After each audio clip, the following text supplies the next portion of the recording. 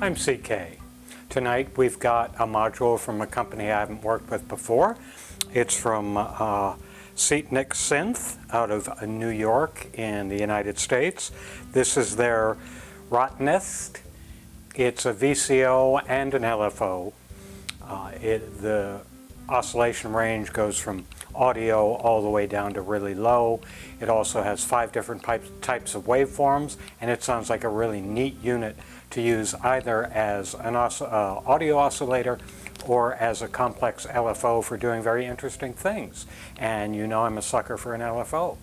So let's take a look at it, put it together, and see how it performs.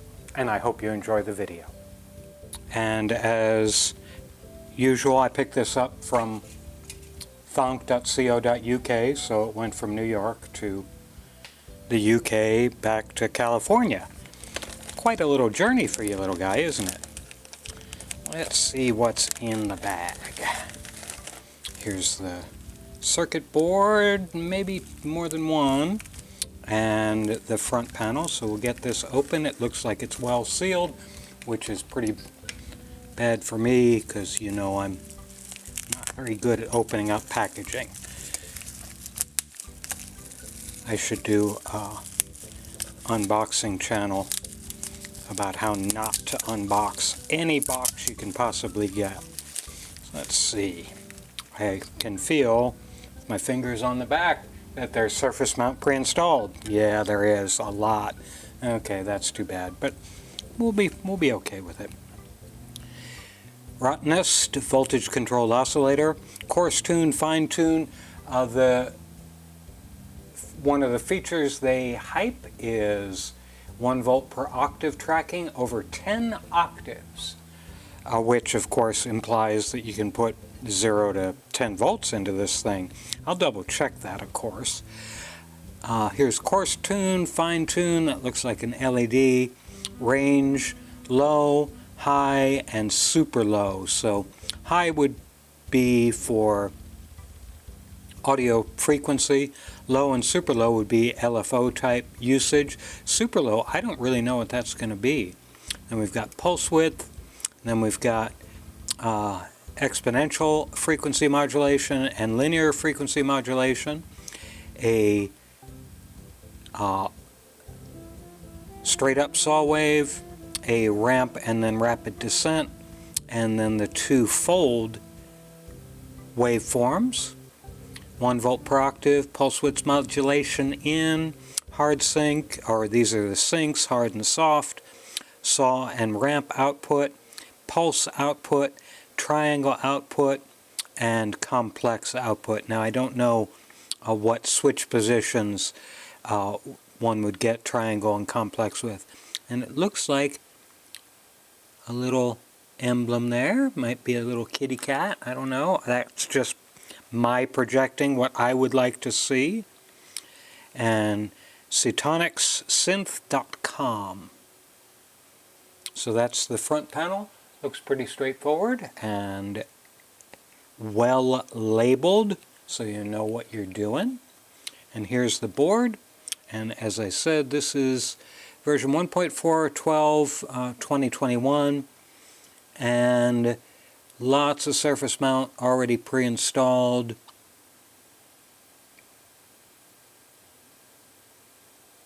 And I'm looking to see if there's anything interesting. Okay, there it looks like we've got a couple of 3 trimmers here to set various scales. Not sure, I'm just speculating based on what this says. I'm trying to read the numbers on the chips right now, and I really can't. Maybe they'll have a bill of materials which will explain it. Lots and lots of capacitors, a couple of transistors down here, a couple of diodes, lots of caps.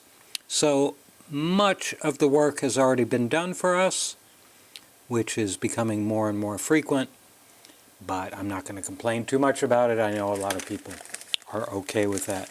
And here is a strip of stuff.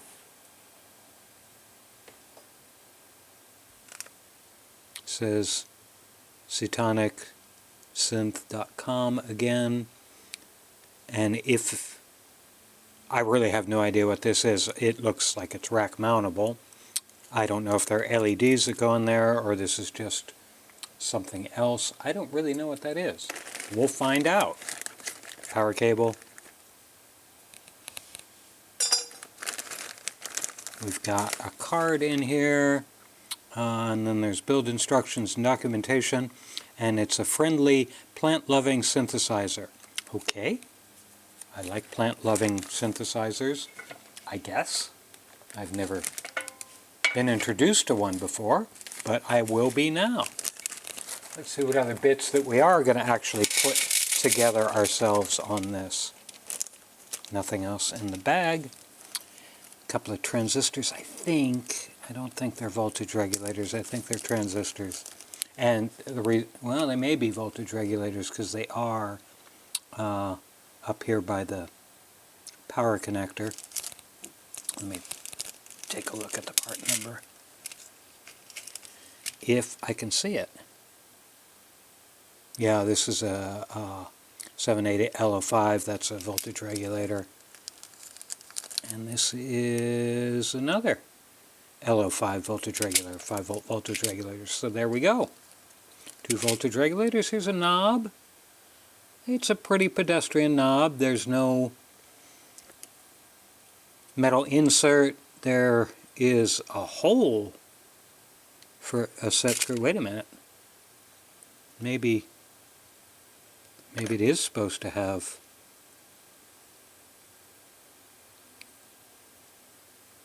this brass insert. Might go in there, but because there's a hole here that's threaded, but I don't see a set screw.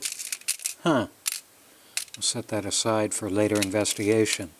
And we've got, yeah, again, we've got a number of brass sleeves here. But these other knobs are fully CK approved. They're brass inserts with brass set screws. So yeah, I don't know what's going on with this one. And I don't see a loose set screw in... Oh, there it is. Here is the set screw that's supposed to be in here. So it came out during shipping or whenever. So I'm going to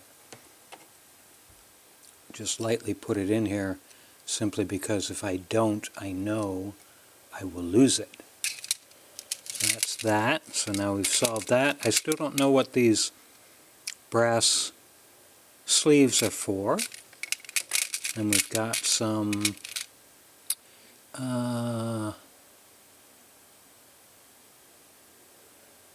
10K pot, 10K pot,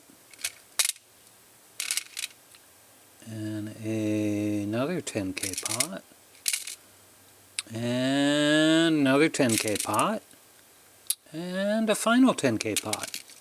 And here are the 3 trimmers I pointed out.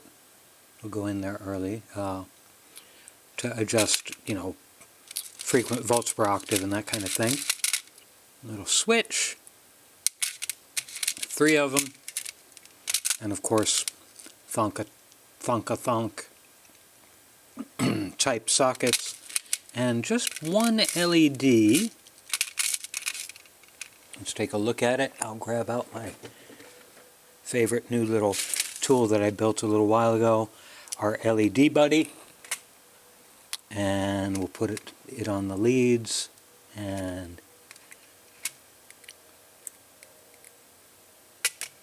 come on, LED. Oh, because I'm doing it backwards. There we go. You can see it lights up. And then as we read it, 1.9 volt forward voltage. This is at 6 millivolts. I'm pumping 11 volts through it right now. Let me turn the voltage down. Oop, 2 volts is not going to do it. Let's go to 5. 5 volts, 6 milliamps. And if you were designing this yourself, you'd put a 470 ohm series resistor for current limiting. This is a real handy device. You can look up the build video for that.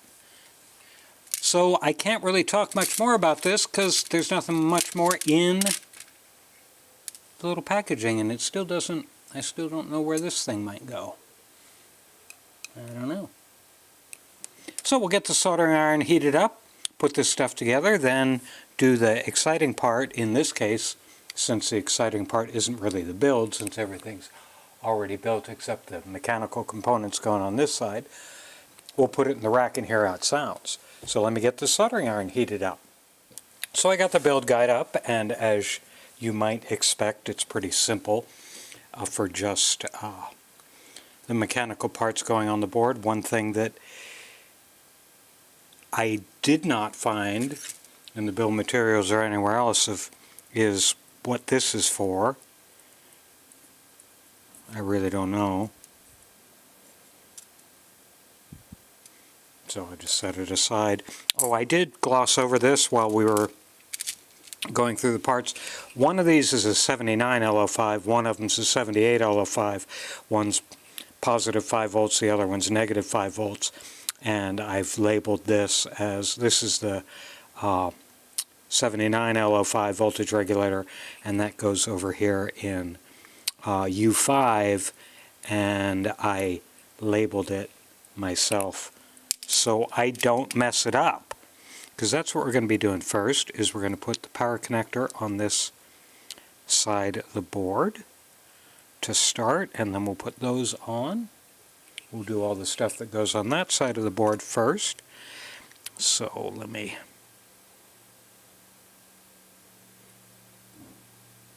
get one pin down, take a look, see if it's all flat. It is all flat and flush, so I can do the rest of the pins on that.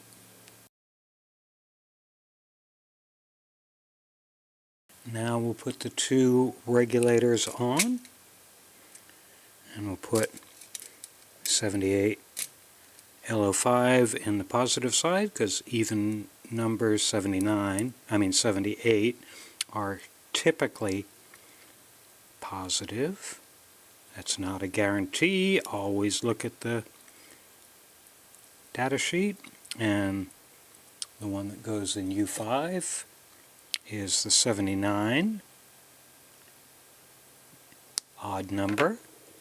So negative, again, just a general rule of thumb. You may run into something different, so double check. Okay, before I do that, I'm having a little trouble getting solder to adhere to this board. So I'm gonna pull this out, pull this, and now I've cooked myself in there, that's okay. I'm going to pull these out, and I'm going to do a quick alcohol wash of the board. Let me see if that makes my solder flow a little better.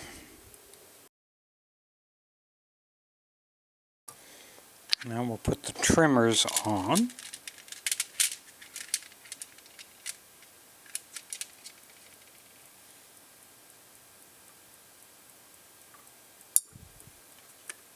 They're all 5K, so you don't have to worry about which one goes where.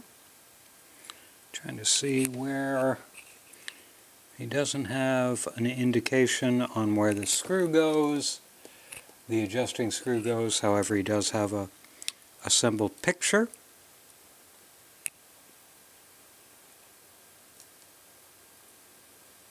And they go there, with the adjusting screws going down. Oh, snaggly pins. Yeah, I will admit, I'm not a big fan of this circuit board. I don't know who they partnered with to manufacture this. Okay, let me just heat up those pins again while I'm pushing down on it firmly with my index finger on the other side to get everything flat.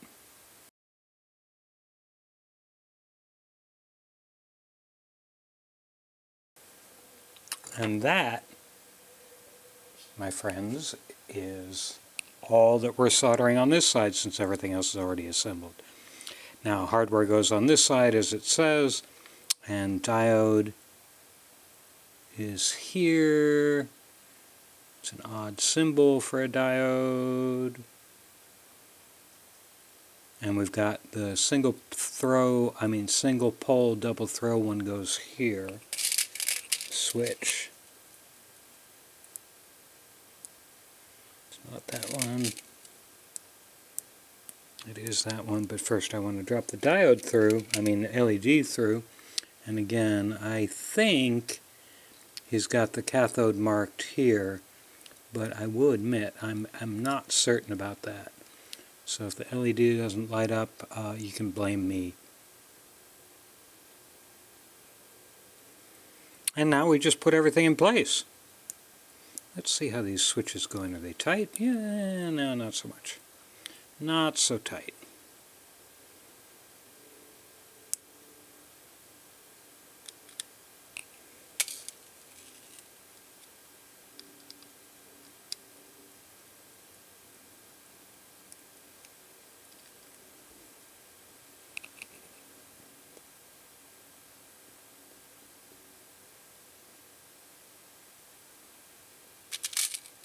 Now we'll put the potentiometers on.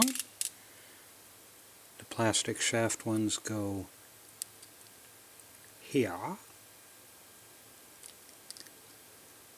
Fight me a little bit. Yeah, I knew I shouldn't have put the switches on first before I put the pots on.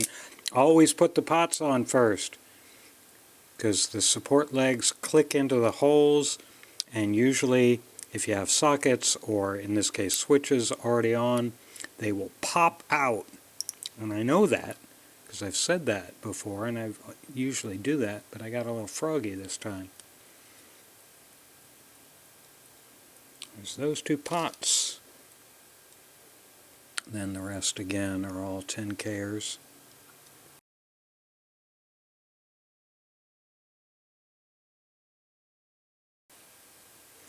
And we'll set the board on.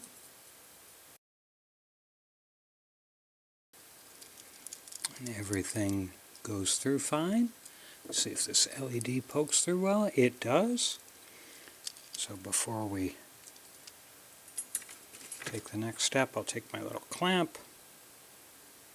Clamp these two together so nothing's going awry. Now he does have a little note in here saying, what did he say?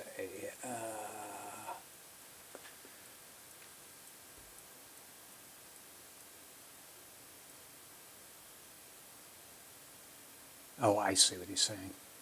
He's just urging caution on these plastic pots because the shaft can rub against the panel. He says do them last and make sure they're not rubbing against the panel when you turn them, which I can't determine right now because I've got the clamp right there, so we just won't do those.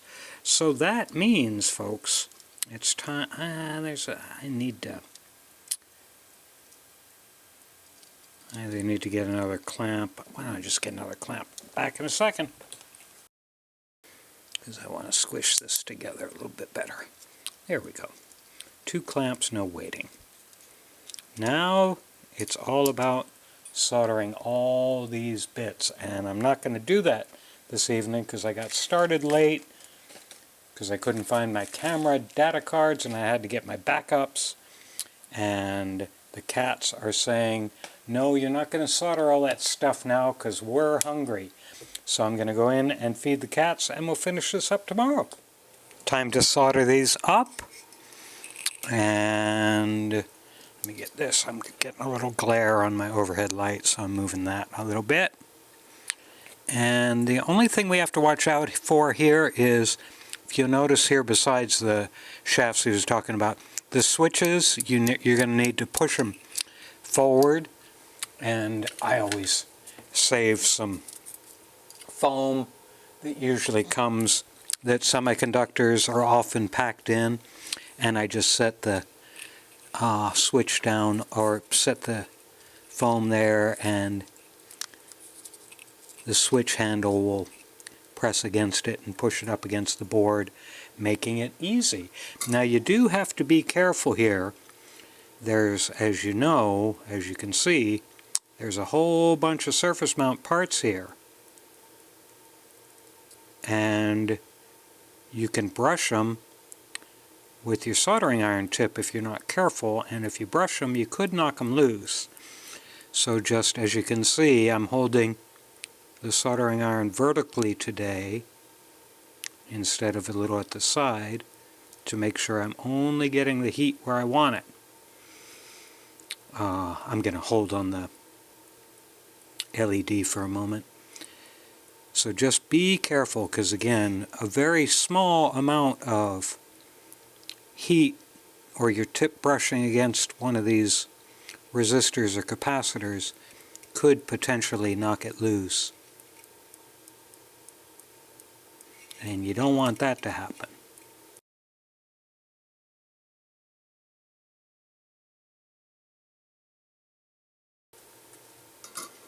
Now that I've got a bunch of stuff soldered on, I am going to take these clamps off because they're a little bit in the way. And so before I do that, I'll just put a panel nut here.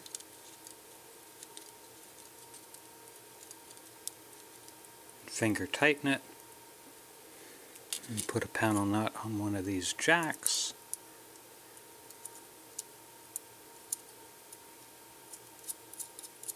Get that finger tightened. Now everything will stay together without the clamps. And just checking the pots, they're fine. So I can finish up all the rest of the soldering. Let me get the LED through the panel right there.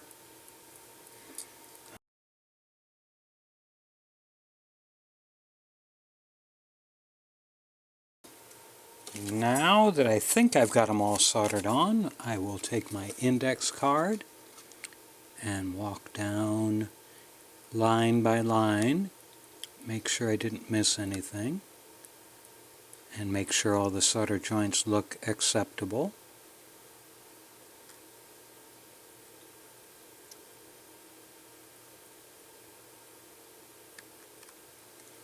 And they do. So I will put the rest of the panel nuts on.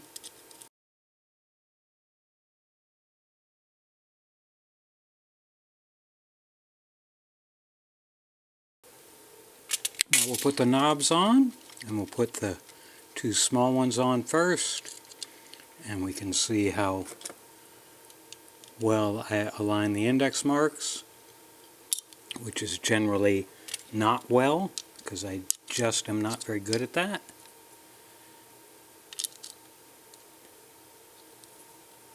As Harry Callahan would say, a man's got to know his limitations. Now this is the coarse tune, and this is the one that,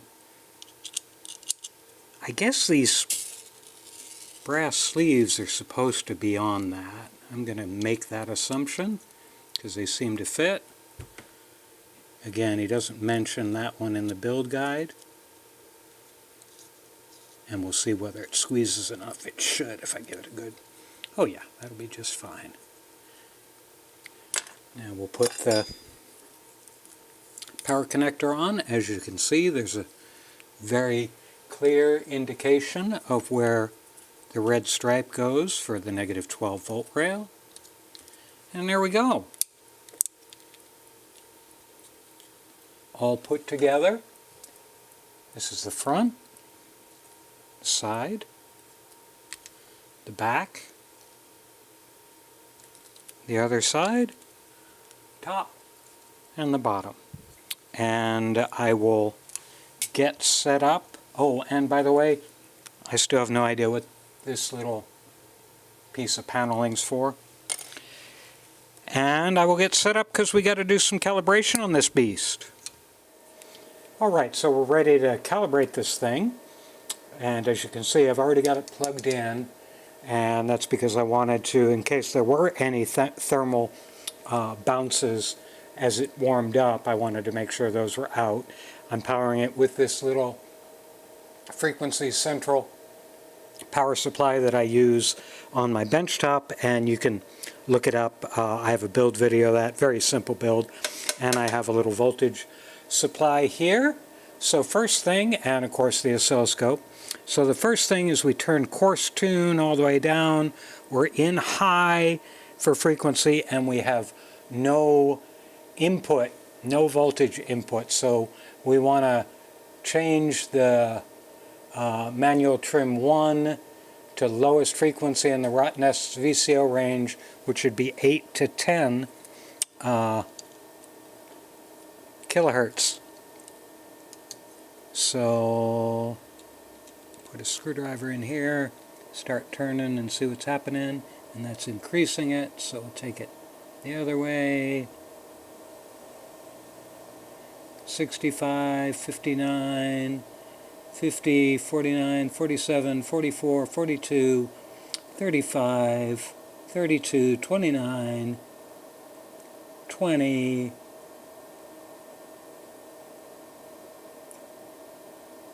13, and since they say 8 to 10, we'll go to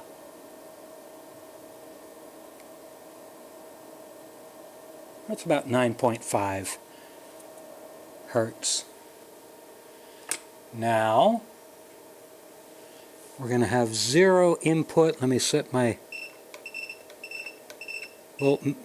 power source into 0 volts input, and with 0 volts input it should, they say, and then we'll use the 1 volt per octave input and use the knobs to adjust the frequency so it reads 110 hertz with 0 volts coming in. So that's kind of interesting because it didn't make much of a change, of course. So I don't know why we dialed it down to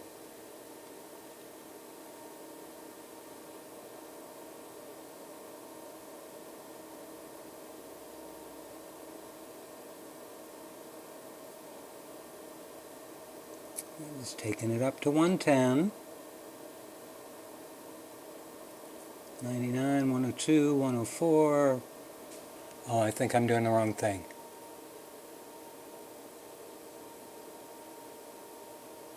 I'm wrong. I did it wrong. I apologize. I'm supposed to use the knobs to do that, so I got to go back here again and go back to 10.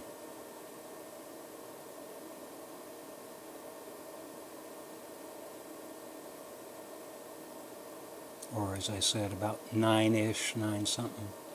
There we go. Now we put the 0 volt in, and I adjust the knobs to get to 110. So I'm doing the coarse knob first.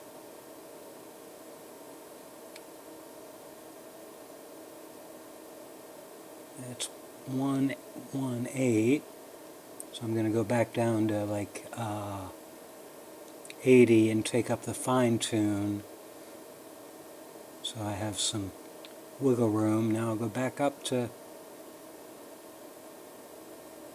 that's 115, that's 1, come on, I want to overshoot it a little bit. It's 113, and I'll use fine tune to take it down to 110, and that's 110.3, 109, that's too low. And that's 110.13. I think that's close enough for gummit work, as they say. And now we'll roll this up to 3 volts. Oops, too high. That's 2.7 volts. That's close enough. And it's supposed to be 880. And we adjust the RV scale for that, but it's 886, which is pretty dang good.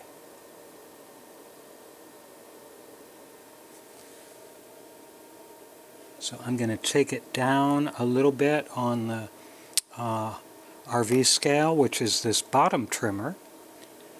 Now take that down.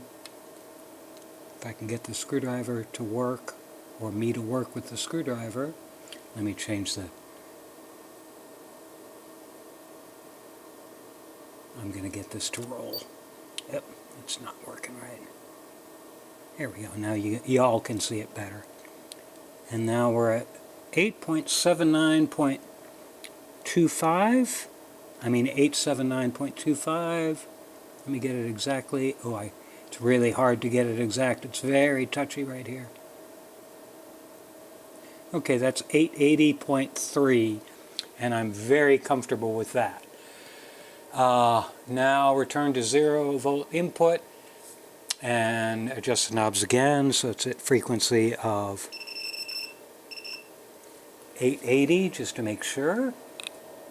I mean, not 880, 110. And I don't have to do anything. I took it back down to 0 volts, and we're showing 109.6. So I'm not going to futz with that. That's close enough. Okay, this is great. So now we're going to, it says, if exact high frequency tracking is desired, turn the oscillator to 110 at 0 volts, which is where we are. Then feed in 5 volts and adjust RH relative voltage high frequency, so the frequency is close to 3.5 volts. So this is high frequency trim. I'm going to just dial it up and see what 5 volts gives us, because it'll just be interesting. And 5 volts has given me 3.52, and the recommendation is 3.52. Gosh, it's dead on, even without any calibration other than that quick setup I already did. So this is calibrated. That was very, very rapid and very easy. So that's really neat. Now that I've got the calibration done, I'm going to go put it in the regular rack to get actual sounds out of it and play with actual music into it. So hold on a bit, folks. Okay, so we're in the rack, and we've got everything up. You can see the LED is on solid because it's fast enough to be solid. Let me bring up the scope. And let me manual focus so it doesn't drift when I point at the screen. And here we go. Don't hear anything yet because I've got my little amp down. And we're coming out of the triangle wave into the multi. The multi is going to the amp and to the oscilloscope. So at this very low rate, you can hear it's barely pulsing. Now I'm going to bring the course up.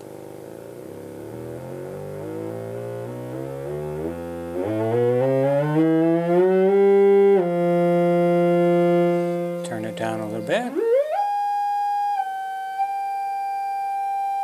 That sounds pretty solid. I'm going to switch to some other outputs. Let's see what the saw looks like here. Saw ramp. Now you can see that on the scope. Let me try and get this to... No, that's not going to do it. There, you can see it ramp and then drop off suddenly. Now I'm going to take it the other way. You can see it's a very, very good, strong line. I'm going to go into the complex wave. That's here. And you can see, wow, it really went off the top. Let me bring this down a little bit. So that's a complex wave. Let me see if I can get that to roll. No.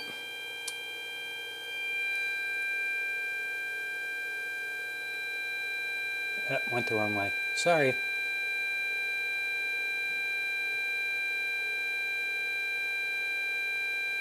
It's a pretty good looking wave, even though if you'll notice it's clipped on the top. Changing pulse width there doesn't matter. Let me do some fine tune here.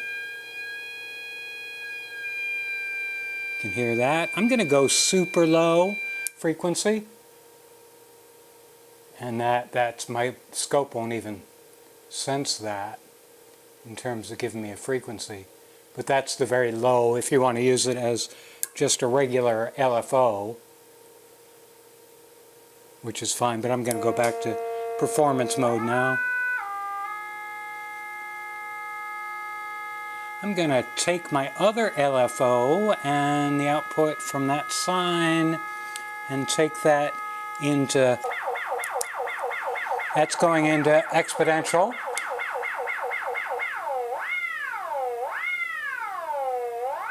That sounds that sounds useful.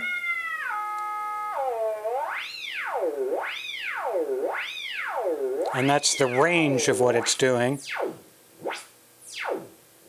So you can see on each pulse from the LFO it can go very far or just a little bit.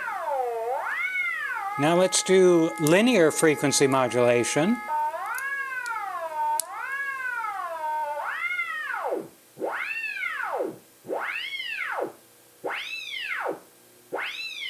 That's pretty neat. Let's do twofold again.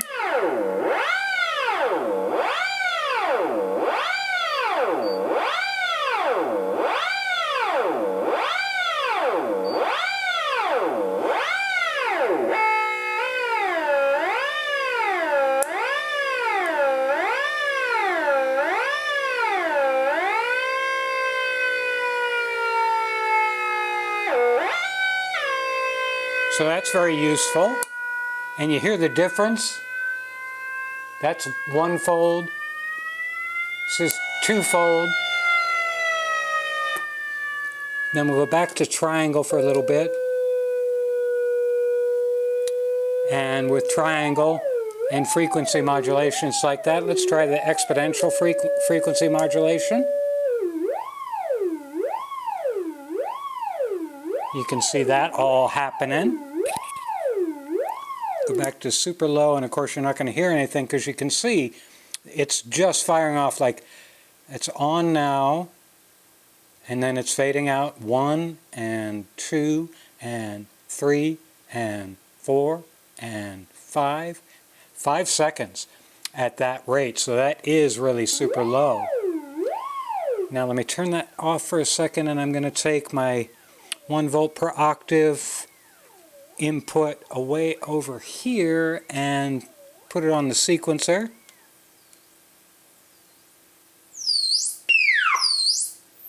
It's tuned too high right now. I'm going to take this out.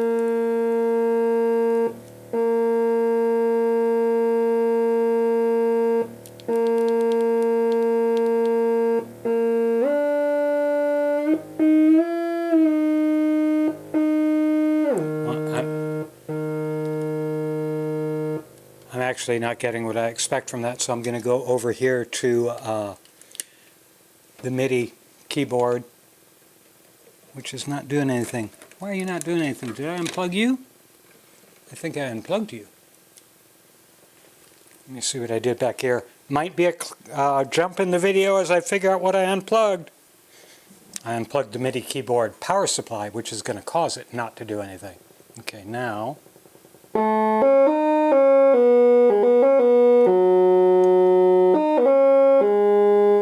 I'm going to change this around a little bit.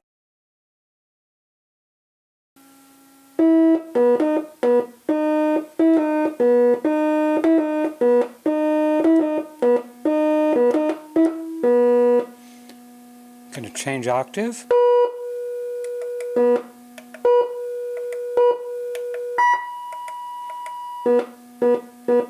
I'm actually going to get my tuner out and see if I'm still tracking.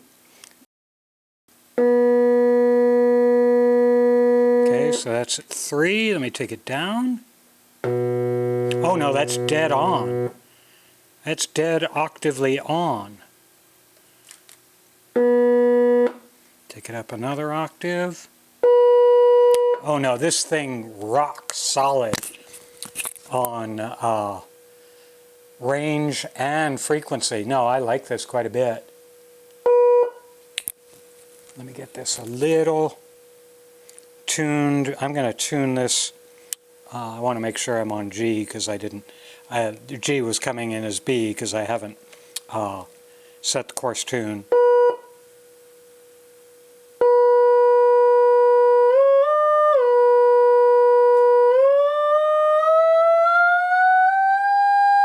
There's a G, take it down.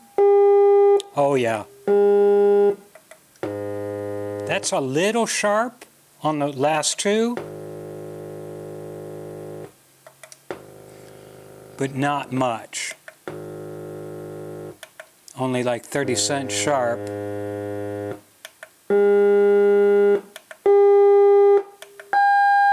No, this tracks very, very well. I'm very pleased with that.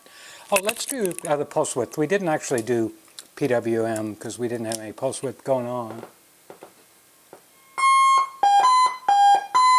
You can see on the scope that's very linear, which would be great if you're using it as an LFO to trigger something. And the triangle sounds okay. I would love to have a sine wave, of course. I always love sine waves. But that's okay, I can live without it for the other benefits this thing has given me.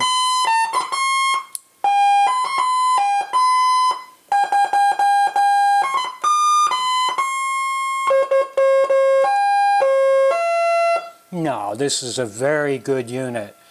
Tracks very well, sounds good. It doesn't have, I'm not going to say that it has a particular strong character.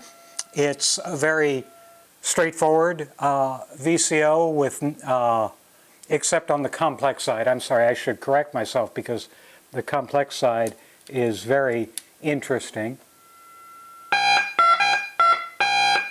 Take that down a couple of octaves.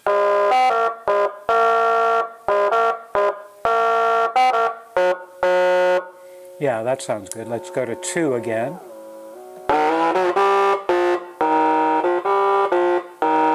It is a little harsh though, isn't it?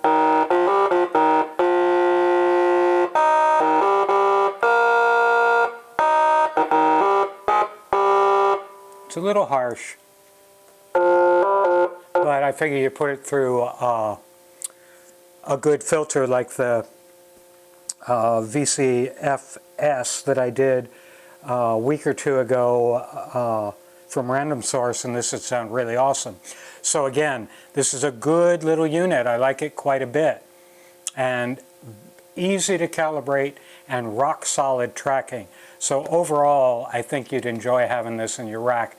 And again, you're getting a good VCO as well as an LFO that has really low rates if you want. If you want to just have a random burst of something every 5 or 10 seconds, this could be very interesting for that. And that's it for the Rottnest. And I hope you enjoyed the video.